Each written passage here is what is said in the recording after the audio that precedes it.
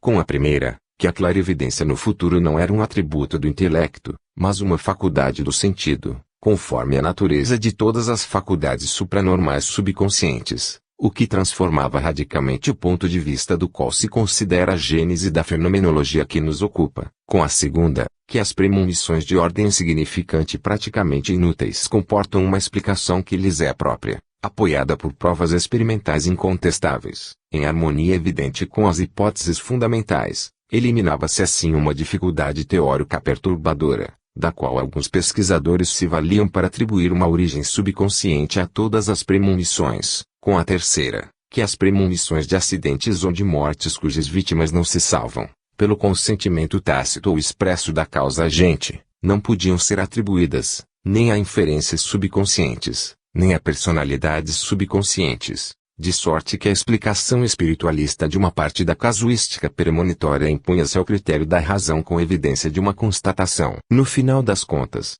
as 5 proposições indicadas mostravam ter praticamente um alcance teórico muito mais extenso que elas não podiam fazê-lo prever no início. Poder-se-ia, enfim, considerar que elas têm, desde agora, traçado o caminho que deverá conduzir ao futuro, ao objetivo perseguido, a solução do problema da clarividência no futuro, conciliando esta última com a liberdade e a responsabilidade humanas.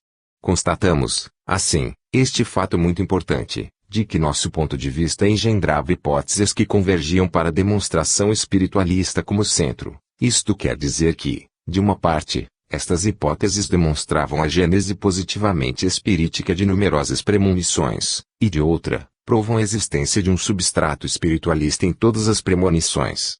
Com efeito, uma vez constatada a gênese espirítica de alguma dentre elas, se as faculdades transcendentes pelas quais uma entidade espiritual chega a compenetrar o futuro encontram-se em estado latente nos recônditos da subconsciência humana, de onde elas emergem, às vezes, dando lugar a esses fenômenos, isto significa que, entre as personalidades humanas e as personalidades espirituais existe uma identidade de origem. O animismo prova o espiritismo.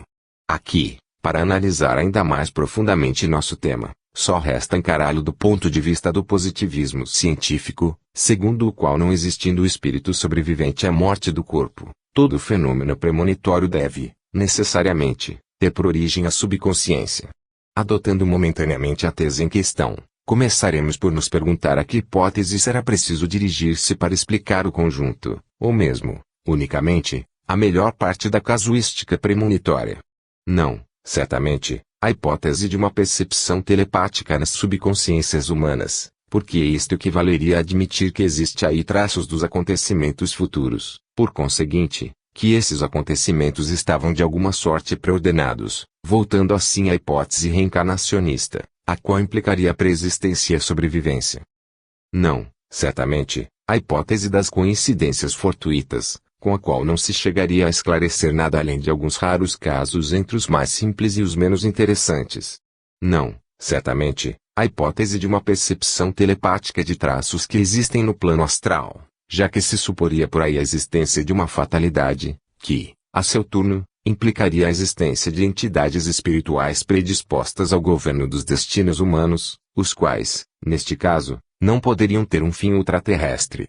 Não, certamente, há uma variante da hipótese precedente, segundo a qual os traços em questão consistiriam no pensamento das inteligências espirituais que dirigem o curso dos acontecimentos humanos, pensamento que os sensitivos perceberiam telepaticamente. Esta variante subentenderia igualmente a ideia espiritualista e a sobrevivência. Não, certamente, a hipótese das inferências subconscientes compreendidas no sentido estritamente psicológico, porque esta é literalmente impotente para explicar a grande maioria dos fatos. Não, certamente, a hipótese das inferências subconscientes de alcance limitado, porque, neste caso, seria preciso explicar como uma personalidade subconsciente que, embora autônoma e onisciente, seria condenada a extinguir-se com a morte do corpo, empregar-se-ia com tanto cuidado para suprimir, ou melhor ainda, para velar através dos símbolos impenetráveis, até o acontecimento efetuado, estes detalhes da mensagem premonitória que, revelados a tempo, teriam arrancado da morte a personalidade consciente, e ela própria. Não, certamente, a hipótese metafísica do presente eterno, pois ela seria combatida igualmente por esta última e insuperável objeção. Só se poderia eliminar esta de uma maneira, supondo que a personalidade subconsciente, apesar do seu conhecimento dos fatos que devem causar sua própria morte, e embora ela tenha a possibilidade de evitá-la, telepatizando estes fatos à personalidade consciente, não o faz todavia, sabendo que o que o espera é vantajoso para sua personalidade integral, e mais precisamente, que a morte é um bem para ela. Este ponto de vista poderia ser sustentado após a obtenção de alguma boa prova, na condição de admitir, entretanto, que sem certas contingências uma morte prematura era um bem para a vítima. Isto significava que um novo ciclo de existência, além túmulo, começava para a vítima. Por conseguinte, mesmo com esta variante, retorna-se a hipótese espiritualista. Os partidários do positivismo científico não dispõem, portanto, de nenhuma hipótese capaz de explicar, inteiramente ou em parte, a casuística premonitória, isto porque, negando a existência de um espírito sobrevivente à morte do corpo, estão reduzidos em possibilidade absoluta de penetrar-lhe a origem. Tais são as conclusões, rigorosamente lógicas, às quais chegamos através de uma análise comparada dos fatos. Cabe aos defensores do positivismo provar-me que estou enganado. E desejo que um deles, no interesse supremo da verdade, aplique-se à prova. Neste caso, ficarei feliz em discutir a questão contraditória. Não vejo a hora, entretanto, de ver meus votos satisfeitos, pois a situação do positivismo materialista, diante da casuística premonitória, pode ser considerada como francamente má. Notas biográficas do autor. Do positivismo ao espiritismo, com prazer respondo à solicitude do meritíssimo professor Esmara, que me pede algumas notas biográficas pessoais para comunicá-las aos leitores de La Luz del Porvenir, especialmente relativas às circunstâncias que me induziram a dedicar-me ao estudo da mediunidade, e acedo a tal desejo por considerar que a história das conversões filosóficas contém valiosos ensinamentos. Propositadamente digo conversões filosóficas porque tal é, em toda a extensão do sentido, o meu caso. Nasci em Gênova em 1862. A minha vida é desprovida de episódios biográficos, porque foi, realmente, uma vida de ermitão. Nada mais tenho feito do que estudar. Durante a minha adolescência todos os ramos do conhecimento exerciam sobre o meu entendimento igual fascinação, dificultando muito a escolha de um caminho definitivo. O que por fim me atraiu mais irresistivelmente foi a filosofia científica, e Herbert Spencer tornou-se o meu ídolo. Aderi ao positivismo materialista com tão ardente convicção que me parecia inacreditável que existisse alguma pessoa culta, dotada de senso comum, na medida ordinária, que acreditasse na existência e sobrevivência da alma, e não foi esta uma convicção meramente privada, porque escrevi artigos audaciosos em defesa de tais ideias. Ao recordar o meu procedimento de então, sinto-me hoje indulgente e tolerante para com certos adversários, que creem, de boa fé, poder refutar as conclusões rigorosamente experimentais a que chegou o espiritismo moderno e lhes opõe raciocínios indutivos e dedutivos da psicofisiologia, na eficácia demonstrativa dos quais eu também acreditava há 35 anos. É claro que, nos tempos a que me refiro, eu nada conhecia das investigações medianímicas e espiritistas, a não ser alguns breves artigos lidos, distraidamente, nos diários que denunciavam as supostas fraudes dos médiums e se compadeciam da credulidade dos espíritas. Em 1891 escreveu meu professor Th. Ribot, diretor da Revue Philosophique, informando-me de que iria, em breve, publicar-se uma nova revista com título de Análise de Ciências Psíquicas, fundada pelo professor Charles Richet e dirigida pelo Dr. Dariex. A mencionada revista propunha-se, principalmente, recompilar e investigar certos fatos curiosos de transmissão do pensamento à distância, fenômenos que se havia convencionado chamar de telepatia. O problema psicológico, exposto deste modo, atraiu a minha curiosidade e, como o nome do professor Richet garantia a seriedade científica, respondi agradecendo e dando a minha adesão. Sinceramente, declaro que a leitura dos primeiros números da nova revista produziu uma impressão desastrosa no meu critério de positivista intransigente. Parecia-me escandaloso que representantes da ciência oficial se prestassem a discutir a sério transmissões de pensamento a grandes distâncias, aparições de fantasmas telepáticos dotados de existência real e casas assombradas. A força inibitória dos preconceitos paralisava as minhas faculdades racionais diante das novas ideias, ou antes, dos novos fatos, visto que, efetivamente, Tratava-se de fatos cientificamente expostos e rigorosamente documentados, posto que eu não estivesse preparado para os assimilar.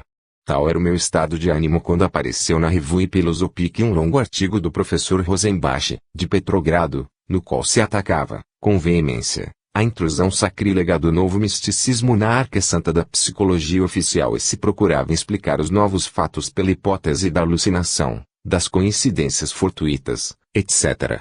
O artigo pareceu-me tão deficiente e insustentável que produziu em mim o efeito oposto ao que o autor visava, isto porque, como se de repente se dissipasse, diante de mim, uma espécie de névoa intelectual, reconheci que se tratava de fatos e que não procedia com acerto o professor Rosenbach, combatendo-os por mero preconceito.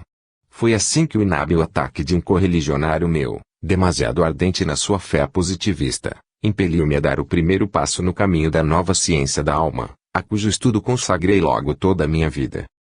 No número seguinte da Revue Philosophique veio, muito a propósito, um artigo do professor Richet, refutando, ponto por ponto, as afirmações triviais do professor Rosenbach.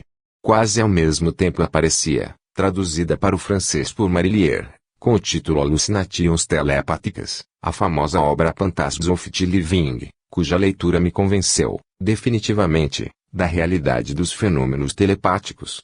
Posto que os reconhecesse, mantinham-se intactas as minhas teorias positivistas, pois que a explicação científica que então se dava dos fenômenos telepáticos, atribuídos às supostas vibrações do pensamento que se propagavam indefinidamente em ondas concêntricas, satisfazia, inteiramente, o meu critério científico.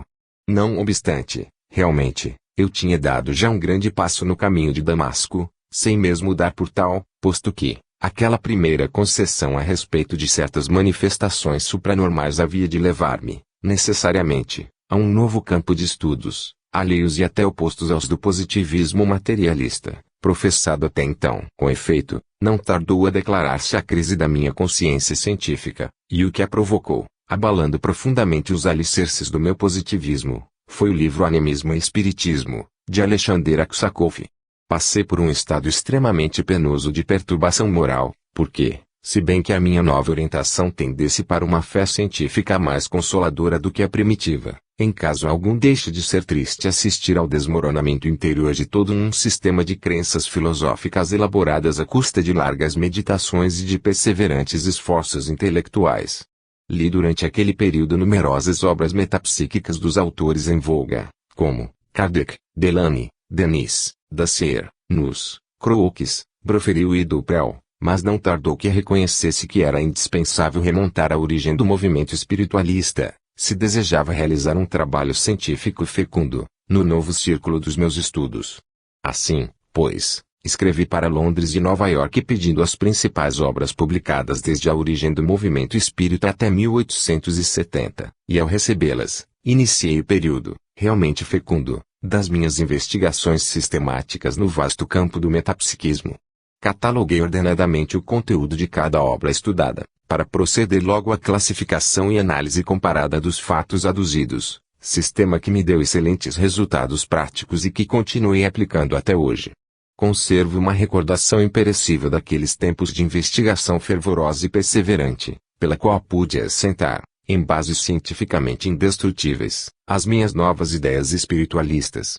Entre as obras que maior influência exerceram sobre a minha evolução, devo mencionar as seguintes.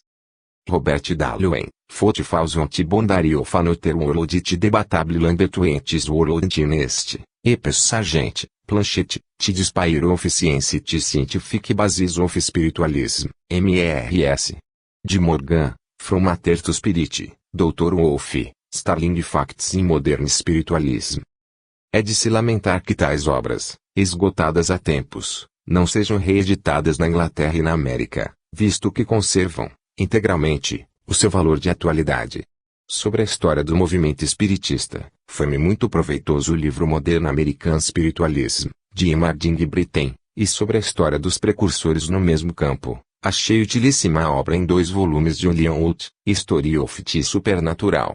Quanto à fenomenologia medianímica de efeitos físicos, os relatórios da Sra. Speyer acerca das sessões experimentais com Stanton Moses influíram mais nas minhas convicções relativas à mencionada fenomenologia. Leeds, 1892 a 1893.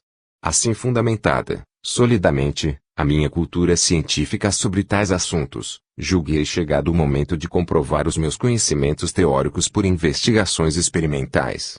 Entretanto, em virtude da lei misteriosa que põe em relação as pessoas de tendências e aspirações idênticas, tinha-me relacionado com algumas pessoas que se dedicavam a estudos de mediunidade, com seriedade de propósitos e de métodos, entre os quais mencionarei o Dr. Venzano, o Sr. Carlos Peretti e o diretor do Século XIX, Sr. Elie Vassalo. Tivemos a ventura de encontrar no seio desse mesmo grupo dois médiuns de grandes faculdades, de efeitos físicos e intelectuais, por meio dos quais obtivemos manifestações de toda a espécie, como percussões a grandes distâncias, luzes medianímicas, transportes de objetos pesados, aportes e provas de identificação espírita. Pouco depois vieram as experiências com Eusapia Paladino, nas quais tomou parte o professor I. Morcelli, que foram as de melhores resultados, nunca antes obtidos com esta médium, chegando a obter-se materializações integrais à luz de um Bickwauer, com o corpo da médium ligado, braços e pernas, sobre um leito de campanha. Relatei essas experiências em um livro intitulado Hipótese Espírita e Teorias Científicas. Detenho aqui a evocação das minhas recordações, visto que se me pede a narração dos meus primeiros passos no caminho do Espiritismo, os quais ficam expostos no que antecede. Não terminarei sem acentuar que as minhas convicções têm amadurecido lentamente, no longo período de 35 anos de estudo e experimentação perseverantes, feitos sem preconceitos de espécie alguma.